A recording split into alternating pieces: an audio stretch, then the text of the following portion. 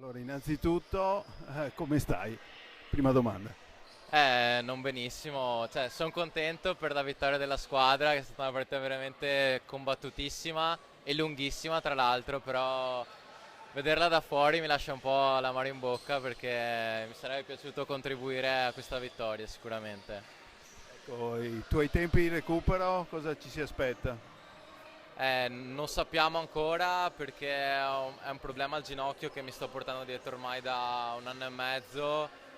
Adesso stiamo valutando diverse soluzioni, ma dare una risposta purtroppo non riusciamo in questo momento.